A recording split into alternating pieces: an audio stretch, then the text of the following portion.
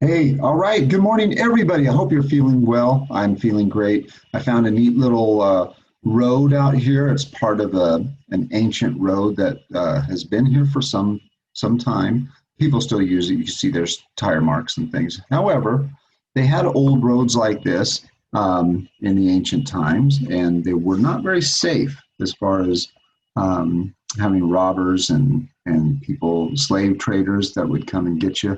All right, well, let's read about this right now. This is not too far from maybe the campsites that the Hebrews inhabited back in the ancient world. This is chapter 14. We're going to do 14 and 15 today. This is called the betrayal. The betrayal. Now, you know that Uriah now has an idea that what they're doing, that they're getting ready for war, and he would like to know a little bit more about that. But he knows the Hebrews are getting ready for war. Chapter 14, the betrayal. Samuel and I had been invited to eat in the tent of Deborah last night. Leah and Tamar were there too, but I neither looked at nor spoke to Tamar. I felt bitter even against her. Remember, he's angry because of they almost got killed the one time, but she saved him, he saved her. And then he's angry about the fight he had with Jotham and the fight that he had with Samuel, who said he can never touch his sister or hold hands or do whatever they were doing. Deborah brewed her tea and passed it around in the little bowls. She chatted with Leah like any other woman of wonderful linens from Egypt and the camphors from the east for keeping moths out of wool, and the latest hairstyles of the women of fashion in Babylon. After a little of this, I began to shift about rudely on my goatskin rug and finally yawned loudly in the middle of a remark about the new shops in the town of Shiloh. There was an embarrassed silence. People were not supposed to yawn at Deborah, but Deborah was not angry. It is hard, she said, for young men when the older men are away at council and there is nothing for them to listen to but the gossip of women. We will talk of other things. And she began to tell us the story of a great battle of long ago in Egypt, when the finest army of Pharaoh had massed on the borders of the two lands to keep out a scattered and savage band of invaders. And which army do you think was destroyed? She asked. I can tell you that, I replied, eager to show off what I had learned from books and Tyre. It was the army of Pharaoh, for Egypt had no horses in those days, and the invaders had gotten them from our people, the Hittites in the north. And I thought, if the finest army of Pharaoh could not stand against chariots, what could a half-armed mustering of Hebrew shepherds do against the chariots of Canaan? Samuel was thinking the same thing, and he gave me an angry look. If the Lord had been on Egypt's side, he said, she would have had no need of chariots. What would you have done? Said Deborah, looking straight at me. Why, I stammered. Then I collected my thoughts and spoke more surely. If I had been captain of the Pharaoh's hosts, I would have taken my men into the hills. Samuel snorted. Wise man, there are no hills in Egypt. There are hills here, I said, forgetting that I was not supposed to know what we were really talking about. Samuel had forgotten too, and in his eagerness, he blurted out, and do you think that Sisera is a fool who would risk his horses on high ground? See, now they're actually talking, instead of talking about the old battle, they're talking about the future battle. And he said the word Sisera. He said the name Sisera. Does that mean anything to you? It does me. Let's see if we remember. Sisera, the name that I had forgotten for so long, hit me like a blow between the eyes. Sisera, a man named Sisera. He will help you for my sake. I could feel the blood rush from my head, leaving me dizzy. Remember his dad said? His dad said to go out and find Sisera in Harosheth. Who, I began and then managed to finish. Who is Sisera? Samuel now gave Deborah an uneasy look, realizing that He had said more than he meant. Deborah was silent a moment and then sighed.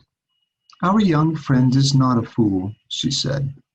"I do not think we have hidden much from him. Sisera," she added quietly, "is the chief of Harosheth, he who is captain of all the hosts of Canaan when they join together in battle. Have you never heard his name? They frighten children with him here in the hills. His hand is heavy as iron upon all inland Canaan, and his evil city swallows its victims as a serpent swallows small animals. And even the Canaanites fear him.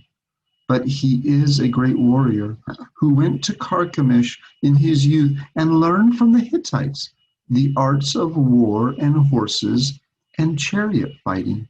That's it. If he went when he was younger to Great Hatti to learn how to fight and learn how to use horses and chariots, it's the same guy. It's the guy who's friends with his dad, with Uriah's dad. It was the same man. My father too had been sent to the Hittite city of Carchemish in Amor to learn of horses and chariots, for there were great teachers there.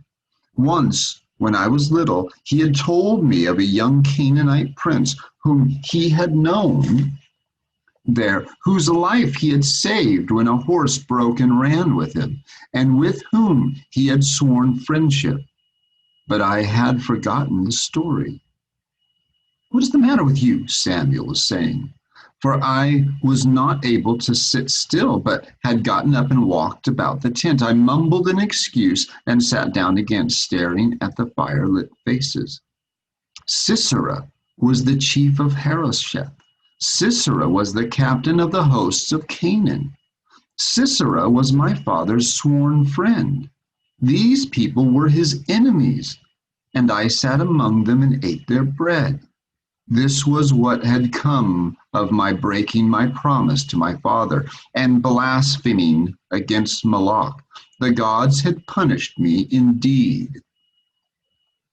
"Are you sick, child?" Deborah asked me, and she said it so like a mother that I wanted to cry, for I already knew the treachery that I was going to commit.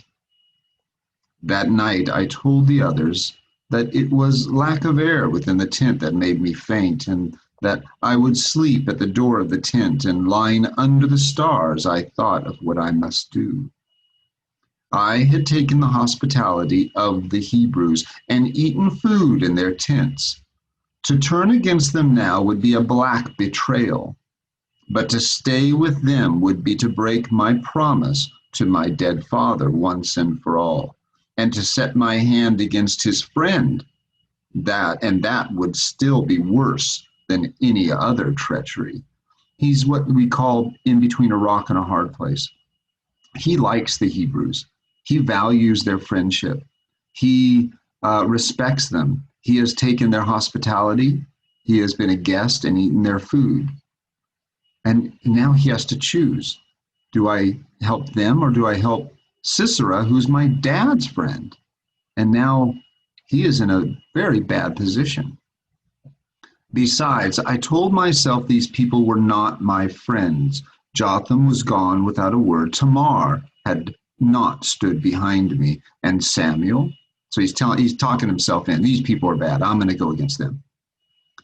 At the thought of Samuel, I knew what I had to do. I unwound myself from my robe and got up. The moon was still high. I crept to the tent door, listened, and peered in to make sure that the others were asleep. Some moonlight from the entrance had fallen across the face of the sleeping Jabin. His mouth was a little open and his cheeks were flushed. Blasphemy or no blasphemy, I was glad I had helped to save him from Moloch. I wished that I could say goodbye to Jotham, and when I thought of Tamar, I almost wavered. That means he almost didn't go. He thought he really likes Tamar. But he did not waver. There were skins in the yard and water in the well, and I supplied myself with what I would need to drink on a day's journey. I stole some cheese, too, from the tents and some bread. I had no time to lose. In gathering up my supplies and setting my course by the stars, I ran from the tents, heading toward Harosheth. Okay, so now he's on his way to Harosheth. Chapter 15, he's going to go see his dad's friend finally. Chapter 15, how I came to Harosheth. The night air was cold, and I moved as fast as I could. I knew that Harosheth was somewhere to the southeast of Hushai ben Aaron's tents, but was not sure how far and did not dare to follow the highway. And their highway would be like a road like this. It wouldn't be like the highway we think of. I seemed to be traveling a long way. The first light of morning was in the east when, to my great surprise, I heard my name called from afar, off rise in the ground. 3 travelers were coming toward me. When I saw who they were, I felt a chill, for they were Heber the Kenite and 2 of his shepherds. Remember Heber, the man he met, was a Kenite at Hushai ben Aaron's house, or tents, and he had the wife named Jael. There was a strange, sly smile on the face of Heber when he reached me, and his shepherds stood back watching me with cold, curious eyes. "You are far from the tents of Hushai," he said to me. "Surely my eyes do not deceive me, and your face is turned toward the city of Harosheth?" I could not lie to him, and he smiled again. "I too have business in Harosheth," he said. He grinned suddenly. "Better business than I had thought." That's a sign right there. What's he going to do? Better business than he had thought. He's happy to see him, but it's going to be for Heber's benefit, not Uriah's. He said that he would guide me. I did not want to travel with him, for I did not trust him. But his 2 shepherds were very strong, and I did not like the way they looked at me, so I did not want to insult him. One of them moved in an odd, furtive way, and suddenly I knew that he was the man I had seen in the dark, the night I had spied outside the tent of Deborah. So whatever Uriah learned about the plans, Heber now knows too, because he had his man listening when Uriah was listening. After we had walked a while, I said, "Surely this is not the way to Harosheth." "It is the way to the highway," said Heber the Kenite. "The highway will take us there." "But is it not dangerous on the highways these times?" "Dangerous for whom?" grinned Heber. "I have no fear of the Canaanite soldiers, though they did me a bad turn when they sold me my wife." Remember Jael? I trusted him less than ever. Finally, I stopped and said I would go no farther with him. "Look behind you," said Heber. I turned and saw the eyes of the 2 shepherds upon me with a look that made my blood run cold. I looked down from their eyes and saw that in their hands were their knives. I said no more, for now I knew that I was the prisoner of Heber the Kenite. I began to walk again. After a while, Heber went on talking. "No," he said, "I have no fear of the Canaanites. I have done them many a good turn and made many good profit by it. No such good turn and no such good profit, though, as I will make today." I said to him, "You will do them a good turn if you take me to Sisera in Harosheth. He will reward you." Heber laughed. "You are right. My shepherds have had some talk with the servants of Hushai. They know that you ran away from Tyre of the Canaanites, and they know why. Yes, the men of Harosheth will reward me well for you." "What are you going to do?" I asked him, but he did not reply, for we had come to the highway. The highways were not as busy as they had been when I first journeyed along them from the north, and I knew it was because there were rumors of trouble in the land. But a number of men passed by, and even a caravan, and still we sat by the side of the road without moving. The hands of the shepherds were always on their knives. What are we waiting for? I cried at last. You will see, said Heber patiently. And at last I saw a small squad of soldiers march toward us from the south, and at the sight of them, Heber sprang to his feet. They were Canaanite soldiers, and they seemed to be guarding something of great value carried among them in an ivory box.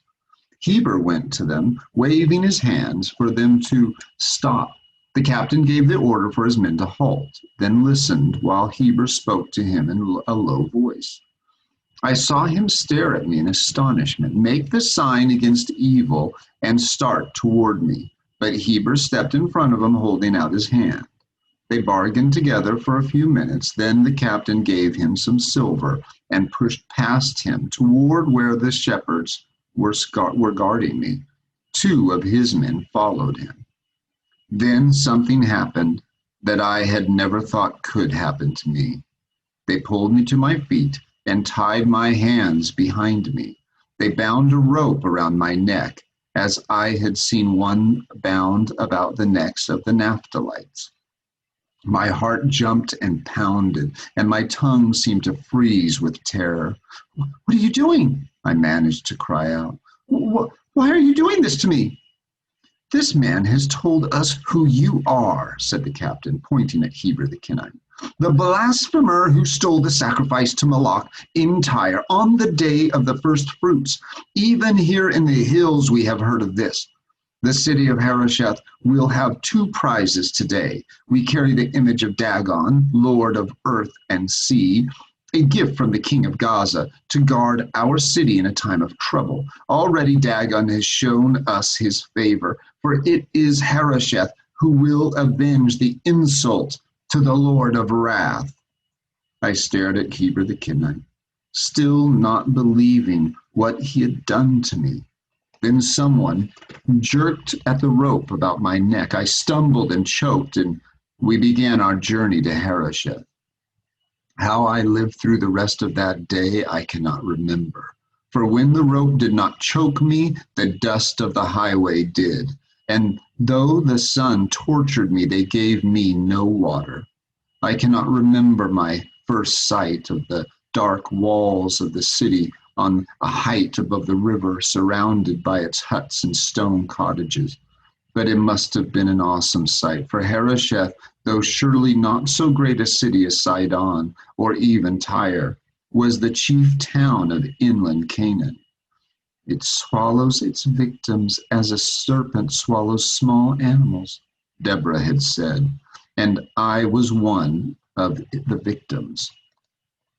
But I remember being marched through the gate and seeing that people were bigger and rougher than in Tyre, and some wore many more and bigger jewels and ornaments, but their clothes were fewer and coarser, and some wore next to nothing at all. There was only one long street and a marketplace, a threshing floor, and many alleys. There were no great buildings as there were in Tyre, except for one, which I took to be the great house of the king.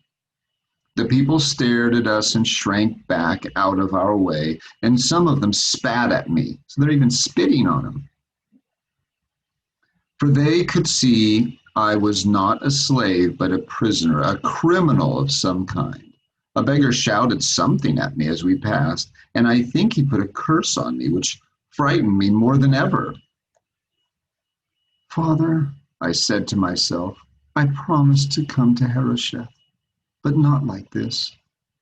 They took me to a prison, a dark underground place beneath the city wall. I was chained and given some water to drink, which I gulped down as though I had never had water before. Then they left me. I thought that I had been afraid many times before, but now I knew that I had never known what fear was. That must be really scary coming from him. It was dark and the air was wet and evil smelling, and I could hear the scratching and running of rats. A guard brought me some food that night. At least I suppose it was night, for there was no light in any case. Listen, I said to him, you must help me. He did not answer. Can't you speak to me? I asked him, but he only shoved the bowl of meal over toward me along the floor. Listen, I said again. Surely the lord of this city is a man called Sisera? When he still did not answer, I said, you must go to him. Or if you cannot go, you must have someone go for you. You must tell him that Uriah Tarhan, son of Arnadash the Hittite, is here. The man turned to go, and I shouted after him, Arnadash the Hittite, you must tell him that. He will reward you. But the man was gone. I had not seen his face.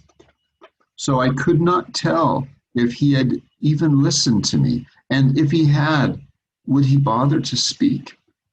And if he did, could I really be sure that this great Lord Sisera was the man who was my father's friend? And what if he were not? I threw myself on the slimy, wet floor and cried from fear, for I was still very young. Okay. So, difficult times. I am reading the book, by the way. Some of you think that just because I talk in between pages or paragraphs, or think I'm reading some other book or my book is different. That's just me talking and explaining things as if we were in a classroom live together. All right.